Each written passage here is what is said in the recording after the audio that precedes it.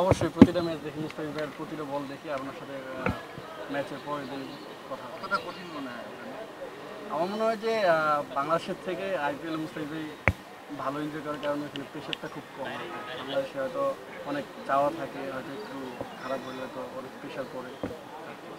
মানে এই ব্যাপারটা একটু ব্যাখ্যা করবেন? আগেও আপনি বলছিলাম যে মুস্তাফিজের আইপিএলের প্রেশার কম থাকে, বাংলাদেশে আসলে কি প্রেশারটা থাকে যেটা মুস্তাফিজকে ওইরকম পারফর্ম করতে দেয়? না না, উনি তো কন্টিনিউ পারফর্ম করছে, লাস্ট খালি দু একটা ম্যাচ হয়তো ওরকম আশা অনুভব করতে পারে নাই।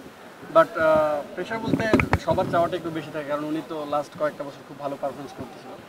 উনি ভালো করতেছেন, কিন্তু সবার চাওয়ার মানে অনুযায়ী আর কি হয়তো বা দু একটা ম্যাচ করতে পারেন, তার জন্য। আপনার ক্ষেত্রেও তো এখন প্রত্যাশা বাড়ছে, আপনার জন্য নিশ্চয়ই এই চ্যালেঞ্জটা বাড়ছে।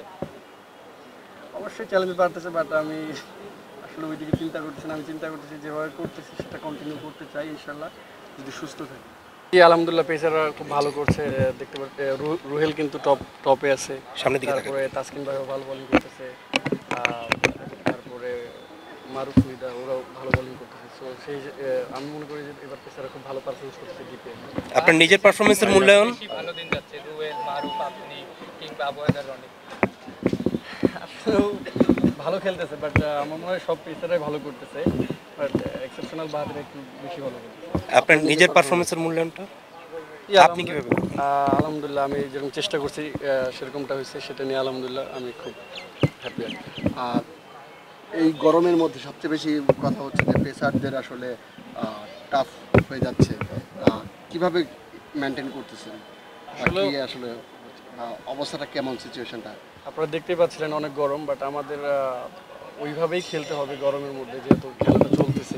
সো আমরা ওইভাবে চিন্তা করিনি যে এতটা গরম, হয়তো চিন্তা করলে হয়তো আরেকটু বেশি গরম লাগতো। তো আমাদের মাইন্ডে ছিল যে আমরা 2-3 ওভার করে একটু বের হয়ে আবার যাবো, এইভাবেই মানে মেনটেন করে করা।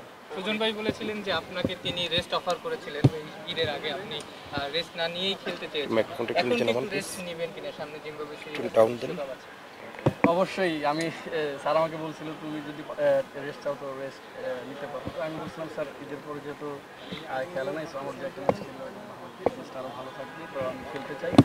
ইনশাল্লাহ নেক্সট ম্যাচে চিন্তা আছে আমি আর তাসকিন ভাই যাতে রেস্ট নিতে পারি। ওকে ওকে। আপনার ব্যাপারটা তো আপনি ভালো বুঝবেন নিশ্চয়ই, ম্যাচটা একটু বেশি হয়ে যাচ্ছে না? ঠিক আছে, যেহেতু খেলতেছি খেলার মধ্যে থাকলে ভালো। আমি আর বেশ কিছুদিন আগে ভালো কয়েকদিন রেস্ট পেয়েছিলাম, তখন আসার পরে একটু অন্যরকম লাগছে। আমার মনে হয় যে প্র্যাকটিসের ভিতরে থাকলে আরও বেশি। টিম চ্যাম্পিয়ন হওয়ার কাছাকাছি চলে আসছে, একটা দুইটা ম্যাচ জিতলেই হয়তো চ্যাম্পিয়ন হয়ে যাবে। এই জায়গায় আপনাদের উপরে তো নিশ্চয়ই টিমের ভরসাটা বেশি, যেহেতু আপনি আছেন, তাসকিন আছেন, তাদের উপরে এই জায়গাটায় কি মানে এই সময়টায় বিশেষ করে গরমও মাথায় রাখতে হয়, এই সময় কি খেলার চেয়ে রেস্ট নেওয়াটা বেশি জরুরি হয়ে গেছে কিনা? জাতীয় দলেরও খেলা আছে এটা। আমি তাসকিন ভাই যদি রেস্ট নেয়, আমাদের যে ব্যাকআপ পেস বোলার তারাও কিন্তু বাংলাদেশের ন্যাশনাল টিমে খেলে, তারাও কিন্তু খুব ভালো পেস বোলার। সো তারা খেললেও আমার মনে হয় না কোনো আমাদের মানে অভাবটা মনে হবে। সো তারা খেললে আরও ভালো খেলবে ইনশাল্লাহ, আশা করি।